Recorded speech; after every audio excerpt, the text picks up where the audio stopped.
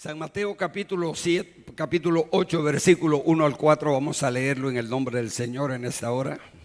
San Mateo, capítulo 8, versículos 1 al 4, es un hecho muy conocido, muchas veces utilizado en la enseñanza. Vamos a hacerlo, hermanos, una vez más, para la gloria y la honra de nuestro Dios.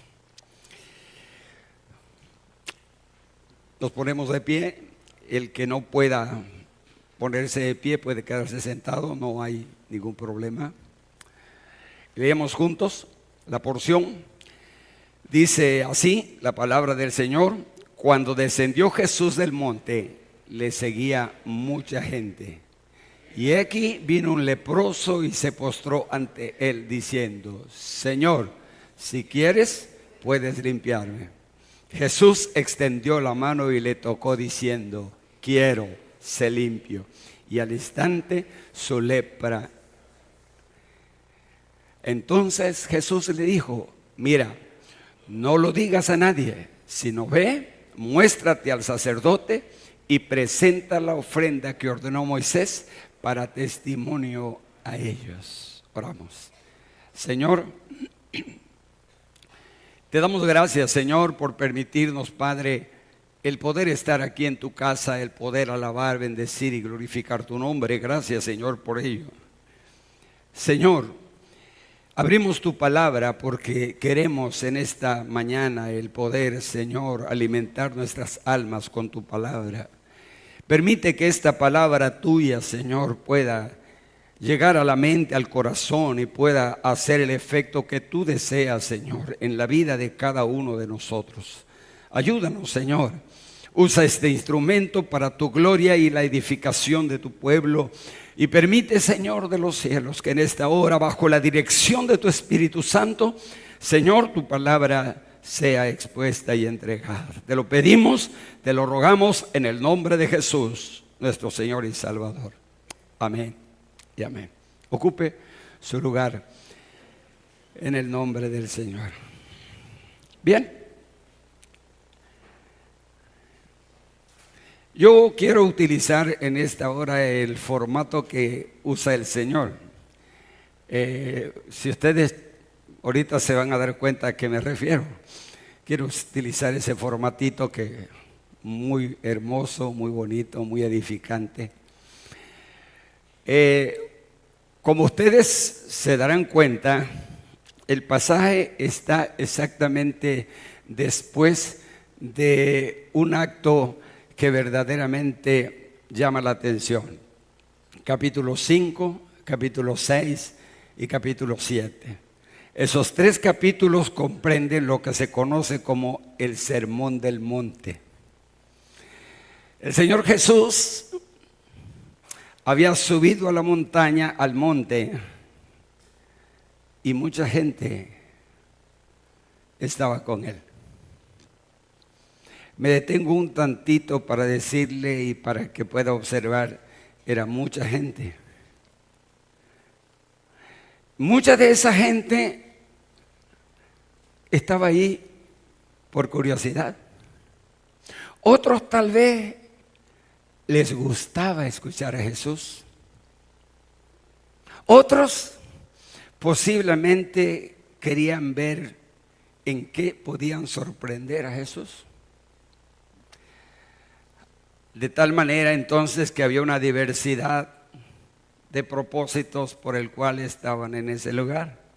Los que verdaderamente seguían a Jesús eran muy pocos, no eran todos. Y de pronto vemos mucha gente. No es tanta la cantidad, sino la calidad. Y siempre hemos dicho, hermanos amados, que hay muchas motivaciones por las cuales las personas llegan a un lugar como este. Y hemos hablado de diferentes situaciones y a lo mejor alguien te debe y dice llega al templo y le voy a cobrar. Podría ser, etcétera. Pero la verdadera razón y el verdadero propósito es alabar a Dios. Y siempre hago referencia al corito aquel tan bonito que decía: yo no sé a qué tú has venido, pero yo vine a alabar a Dios. Las razones podrán ser diversas, pero yo vine a alabar a Dios. No me interesa fulano, mengano ni sutano. Yo vine a alabar a Dios y me concentro en ello y lo hago con todo mi corazón. Qué bueno, qué bueno. En esta mañana hay muchas personas aquí y yo le doy gracias al Señor. Gracias a Dios. Solo quiero rápidamente hacer la observación. Fíjense que en el Sermón del Monte hay una diversidad de enseñanzas. Hay estatutos de estabilidad, estatutos de seguridad, etcétera. Hay una diversidad de enseñanzas. Jesús se la pasó en el monte enseñando. Mire, nada más para que ustedes tengan la referencia, nada más para que tengan la referencia. El capítulo 7, el versículo 28 y 29, es ya el término del capítulo, el término. La conclusión la tenemos exactamente en los cimientos, pero miren lo que dice los versículos, capítulo 7, versículo 28 y 29. Dice: y cuando terminó Jesús estas palabras, la gente se admiraba de su doctrina, porque les enseñaba como quien tiene autoridad y no como los escribas. Eso me hace pensar que los escribas posiblemente era gente que le gustaba repetir y decir, sí. Pero Jesús enseñaba con autoridad. Había algo que lo hacía diferente a los demás. De tal manera que todos quedaban asombrados. Sí, dice la Biblia, maravillados. Quedaban, pero impresionados. Y yo le doy gracias al Señor y le digo que quiero usar el formatito del Señor Jesús, porque podíamos decir el capítulo 5, el capítulo 6 y el capítulo 7, en donde está el Sermón del Monte en su conjunto completo, con una diversidad de enseñanzas en diferentes aspectos, dejó, pero con la boca abierta a mucha gente. Le doy gracias al Señor porque aquí hemos escuchado enseñanzas que nos ha compartido el hermano Julio, que nos ha compartido el hermano Caleb y la que nos ha compartido el hermano Adrián. Sí. Y hay mucha gente que dice, qué bonita enseñanza, qué hermosa enseñanza. Y mira que regresa a su casa contento con la enseñanza.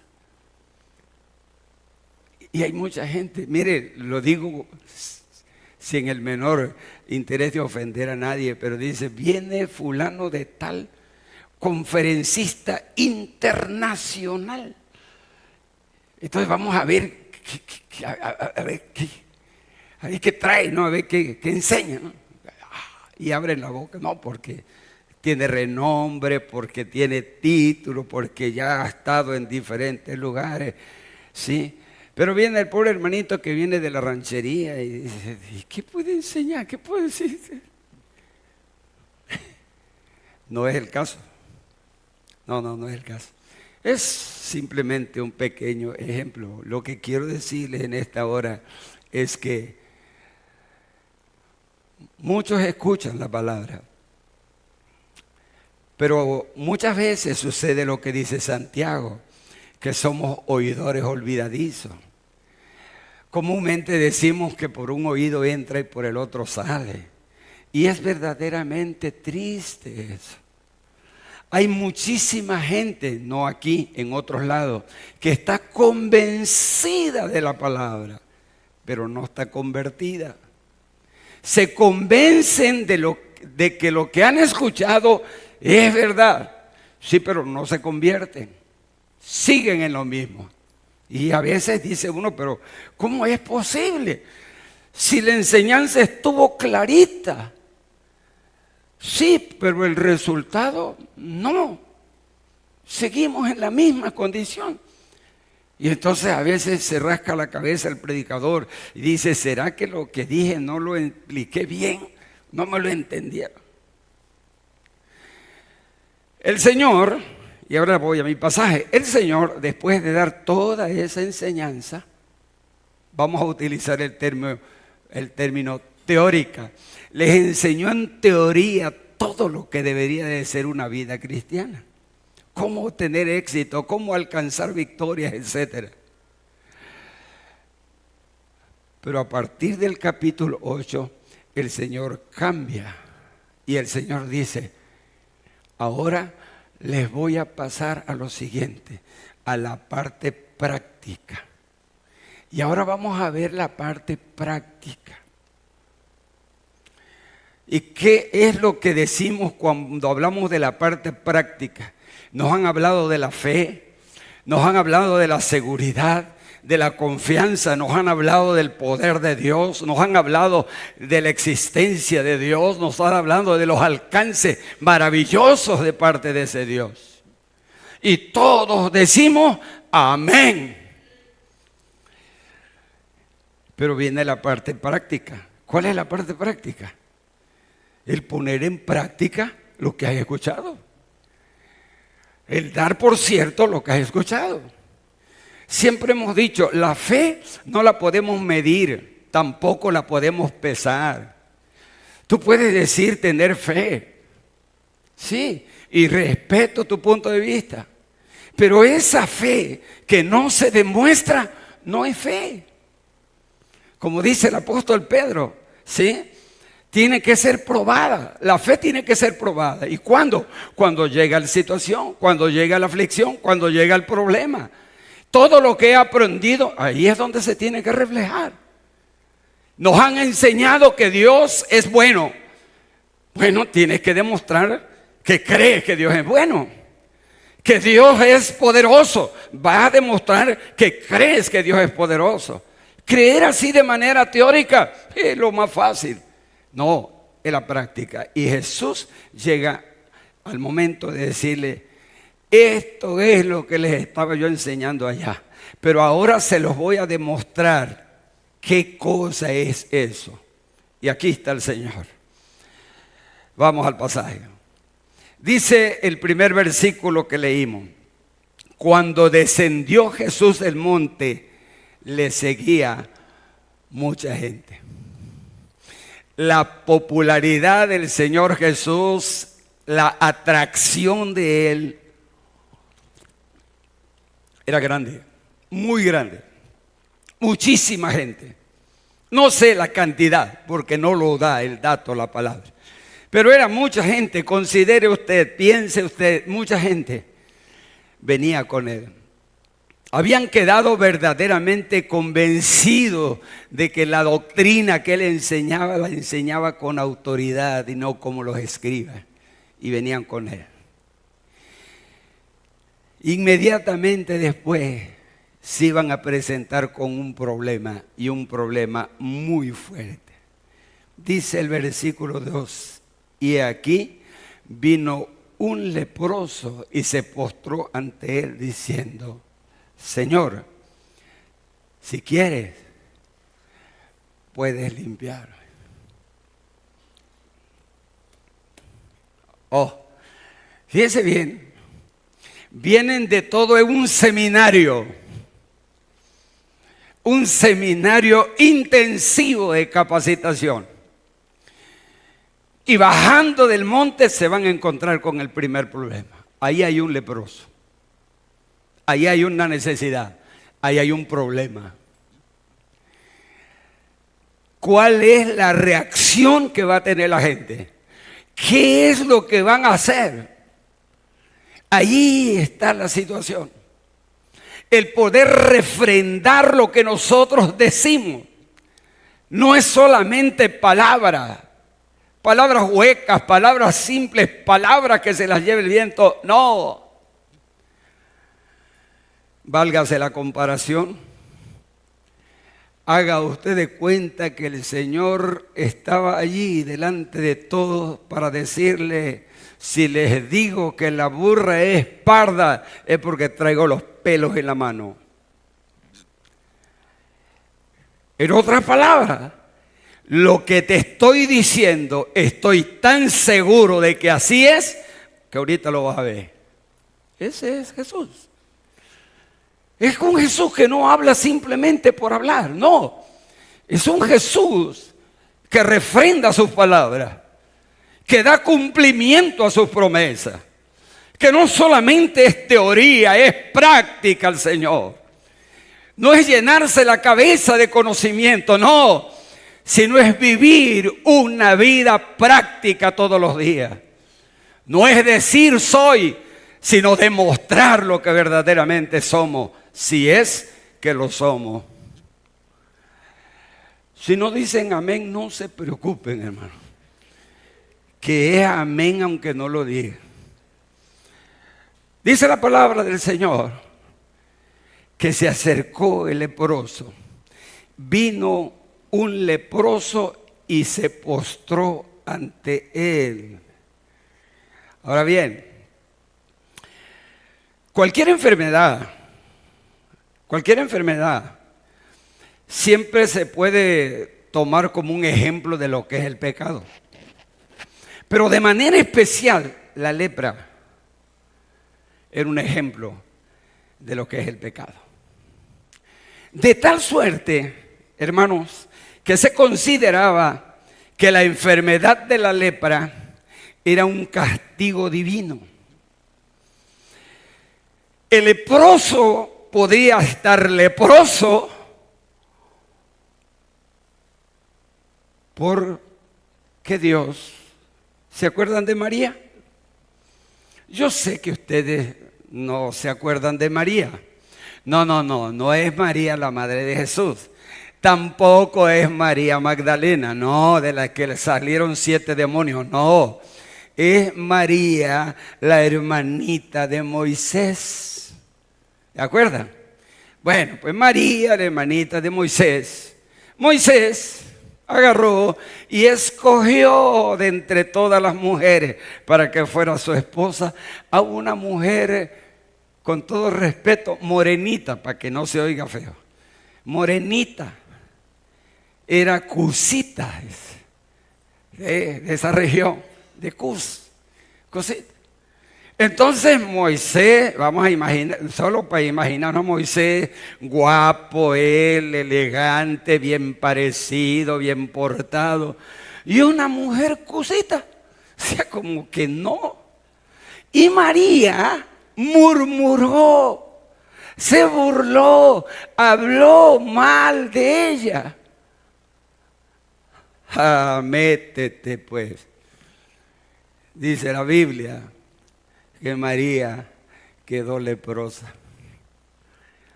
Castigo de parte de Dios. ¿Por qué? Por una murmuración, por algo que no debería de hacer. O sea, por eso les digo que la lepra en muchas ocasiones era un castigo divino. Así se tomaba como un castigo divino por algo que se había hecho. Por lo tanto, una persona leprosa no era llevada ante los médicos.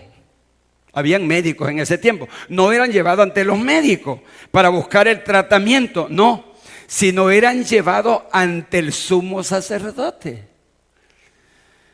Porque era el sacerdote el que tenía la facultad de poder diagnosticar si aquello era lepra o era tiña. Para que me entiendan. Porque aparecía en el cuerpo precisamente como manchas blancas.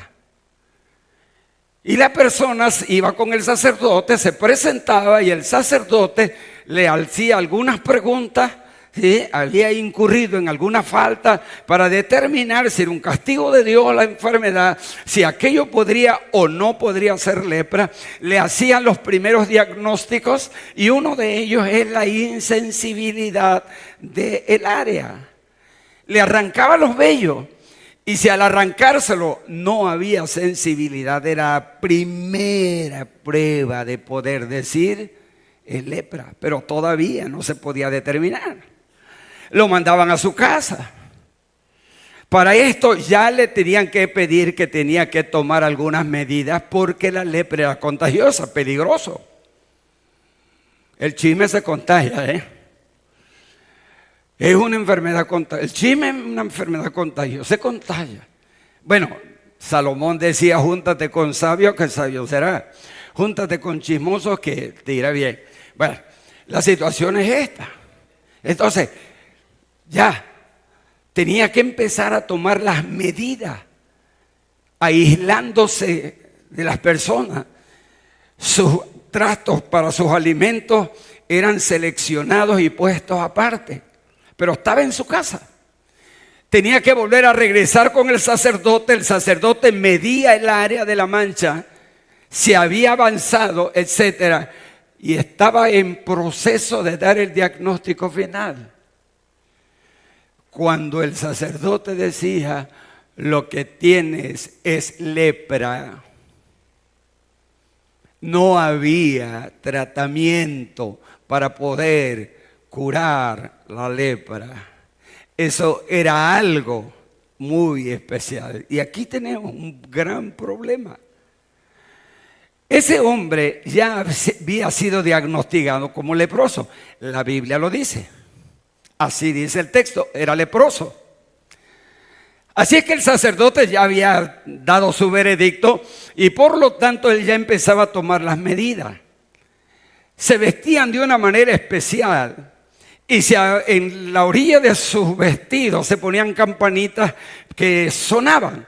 Y ellos tenían la consigna, cuando iban caminando por una vereda y si alguien venía en sentido contrario, ellos debían de gritar, inmundo, inmundo, para que la persona lo escuchara y se hiciera a un lado, por el temor del contagio.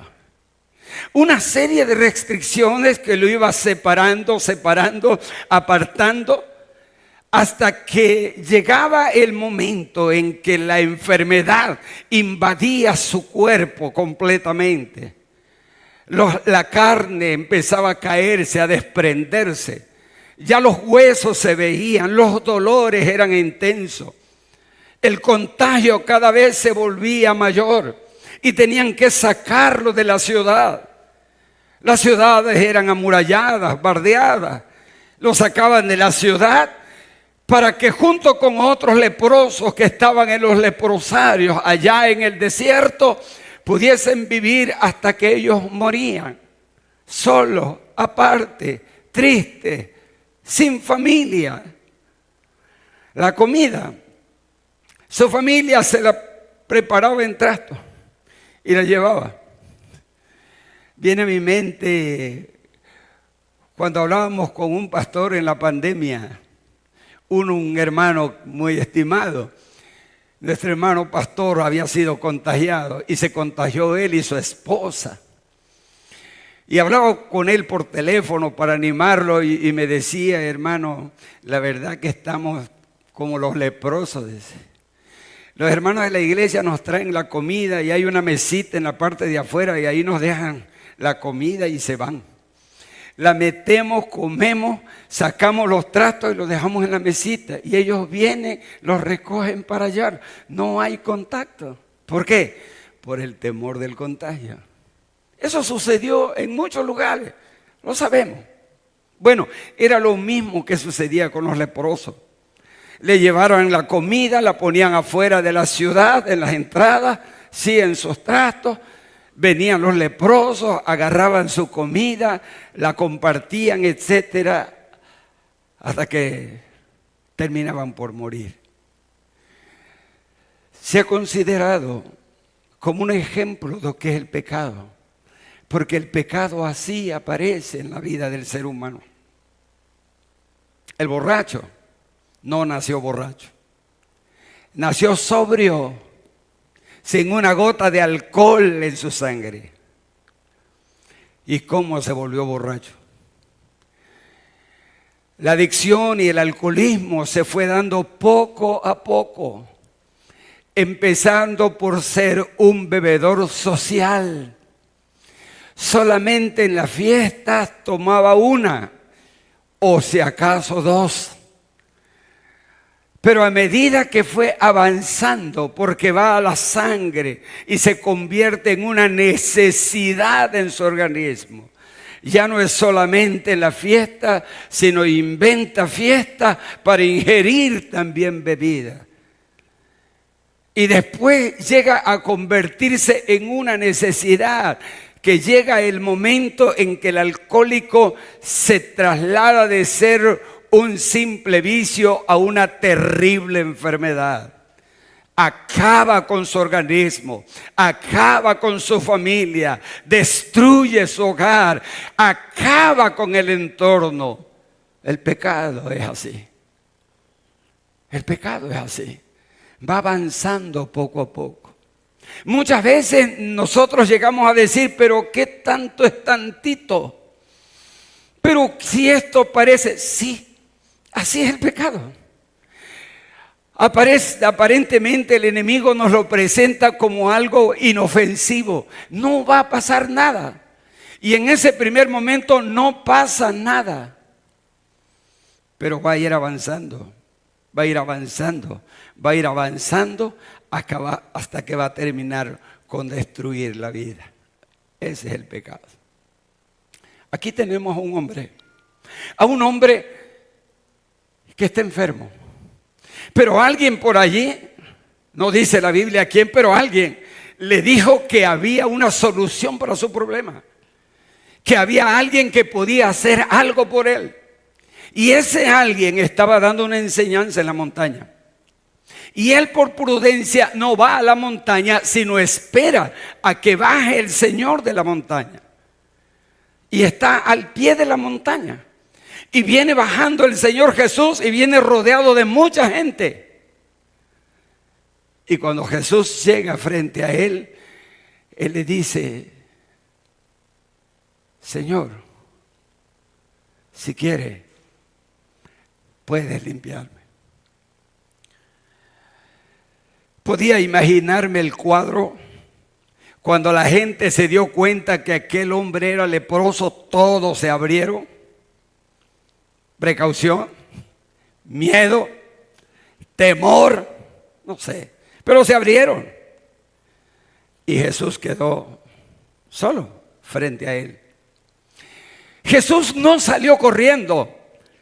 Jesús no le dio la espalda, no. Como no le da la espalda a ningún pecador. Como no se hace a un lado de cualquier necesidad.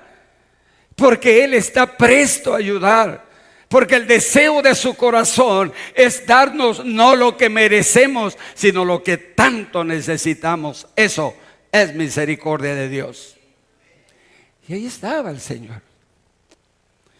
Y ese hombre aprovechó para acercarse. Y dice que cuando estuvo ante el Señor, se arrodilló frente a Él.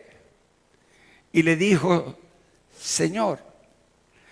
El calificativo del que tiene autoridad. El calificativo de reconocimiento de la autoridad suprema del que está frente a él. Le dice: Señor, eres el que manda. Eres el que tiene todas las cosas al alcance de tu mano. Eres el único que tiene poder para hacer lo que nadie puede hacer. Y ahí estaba el Señor. Y luego aplica la soberanía del Señor. Si quieres, Señor, si está dentro de tu voluntad, no dentro de tu competencia. No, porque eso sería dudar. No, Señor. Pero sí dentro de tu voluntad.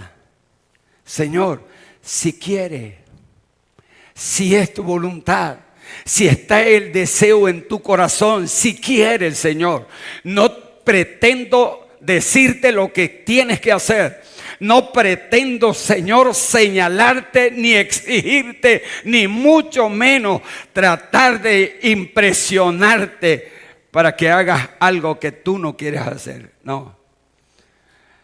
Como muchas veces Y lo digo con todo respeto para aquellos que piensan de una manera diferente. Cuando escuchan o ven los cartelones, los grandes mantas que dicen, ven por tu milagro, dice. Realmente yo no sé a qué se refieren, si a un milagro de manera literal o a uno de a 1000, no sé a qué se refiere. Pero dice, ven por tu milagro, dice.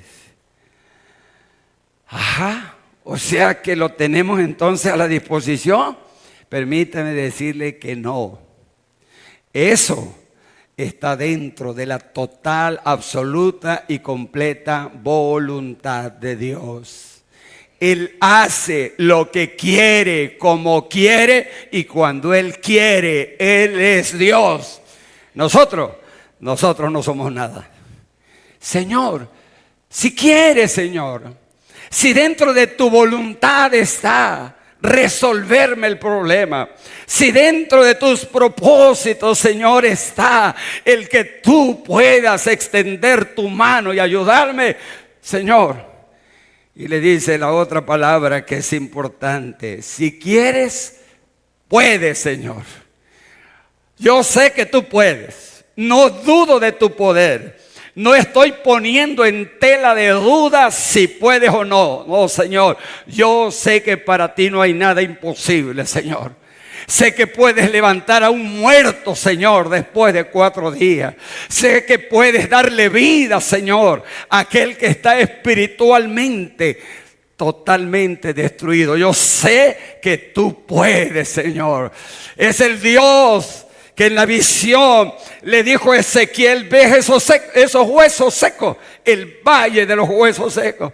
Pues mira, esos huesos secos volverán a tener vida, volverán a levantarse, cobrarán vida, serán nuevamente un pueblo. Se refería a Israel, destruido, pero en manos de Dios. Donde no es, Dios hace que haya, porque Él es Dios. Si quieres, puedes, Señor. Palabras hermosas, pero que demuestran, así de sencillo, demuestran la condición de una persona que sabe, que reconoce, que entiende que Dios es el único que está por encima de todas las cosas. El diagnóstico puede ser terrible. El diagnóstico puede ser devastador para nuestras vidas.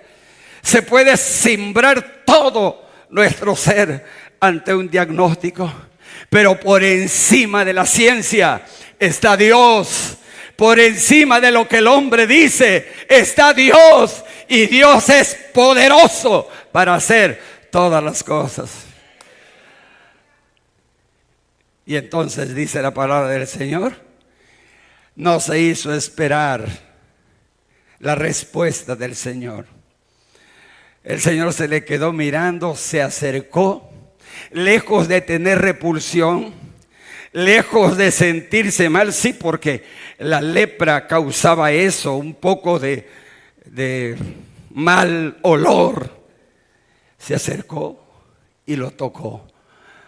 No tenía miedo el Señor de contagiarse, lo tocó. El Señor lo tocó y al tocarlo le dijo: quiero, sé limpio.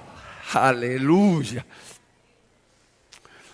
Por favor, regresemos un tantito a la familia y solamente usemos la imaginación. Ese hombre, vamos a usar la imaginación.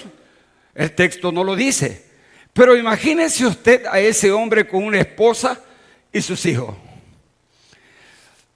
Imagínese el efecto que causa la enfermedad a la familia. Lo difícil que es eso. Él ya no podía abrazar a sus hijos. Él no podía abrazar a su esposa. Tenía que estar aislado de ellos. ¿Por qué? Por el temor del contagio.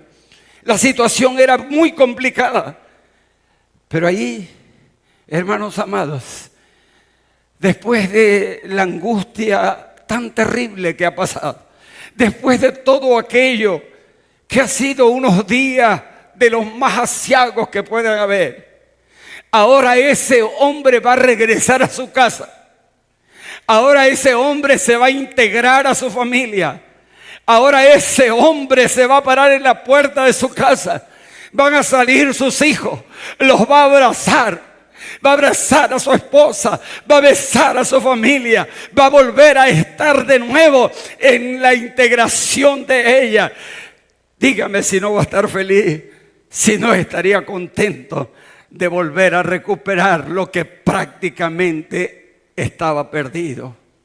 Eso es lo que hace el Señor. Eso es lo que hace el Señor. De personas que han sido parias de la sociedad, de familias desintegradas por el pecado, de hombres y mujeres destruidos por la vida de pecado que han llevado.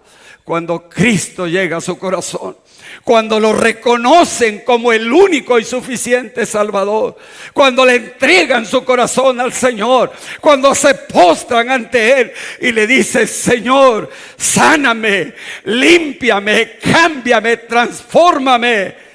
El Señor extiende la mano, los toca y le dice: quiero, sé limpio.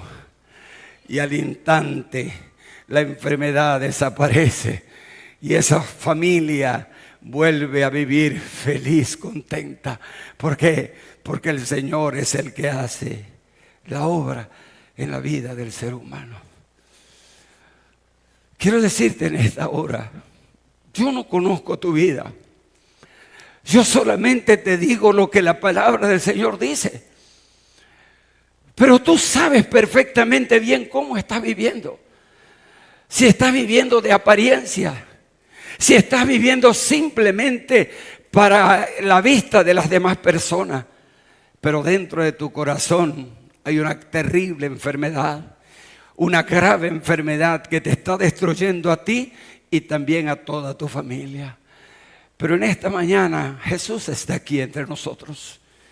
Él está aquí y la disposición de Él sigue siendo la misma. Él está aquí con ese mismo deseo, con ese anhelo de que alguien le diga: Señor, si quieres tú puedes. El Señor no se tarda en responder y decir: sí quiero. Te toca y te dice: sé limpio de toda tu enfermedad. Lo ha hecho y lo seguirá haciendo el Señor. Dice la palabra del Señor, hermanos amados, y cuando el Señor lo hizo, Jesús extendió la mano y le tocó diciendo: quiero ser limpio, y al instante la lepra desapareció. Entonces Jesús le dijo: mira, no lo digas a nadie, sino ve, muéstrate al sacerdote y presenta la ofrenda que ordenó Moisés para testimonio a ellos. ¿Qué le dijo Jesús? Fíjese bien lo que le dijo Jesús. Mira, no lo digas a nadie. Quédate callado. Eso lo dijo varias veces el Señor. No lo digas a nadie. No lo digas. Señor, pero no debemos hablarlo, no debemos testificarlo, no debemos de proclamarlo. Sí, el Señor lo enseña también. Pero en esta ocasión muy especial, fíjate bien, en esta ocasión muy especial, el que daba el diagnóstico final de la enfermedad era el sacerdote. El que tenía que corroborar la sanidad del leproso era el sacerdote. No hable, no digas nada, preséntate al sacerdote. Fíjense bien, no es primero la ofrenda, dame la ofrenda. No es primero la ofrenda. Primero, preséntate al sacerdote. Que el sacerdote verifique que tu lepra ha desaparecido. Y cuando él dé su diagnóstico determinante, entonces presenta tu ofrenda. Y entonces haz lo que está establecido en la ley de Moisés. No antes, sino después de hacerlo. ¿Sabe? Señor, has cambiado mi vida. Has transformado mi vida, Señor. Sí. Bueno, esas evidencias son claras, deben de ser manifiestas. Sí. Mi ofrenda de gratitud ante el Señor debe de ser en base a que hemos recibido algo de parte de Dios, que es probado, que es fácilmente entendido de todos los hombres para que el nombre del Señor sea glorificado. Mis amados, ese Jesús sigue haciendo lo mismo. Ese Jesús no solamente les enseñó la teoría, sino les dijo, aquí está la práctica. Miren, aquí está. El Jesús que enseña también tiene poder para hacer todas las cosas. Y mi Señor no ha cambiado. Él sigue siendo el mismo ayer, hoy, por todos los siglos. Jesucristo salva. Jesucristo sana. Jesucristo tiene poder para gloria de Dios el Padre. Amén.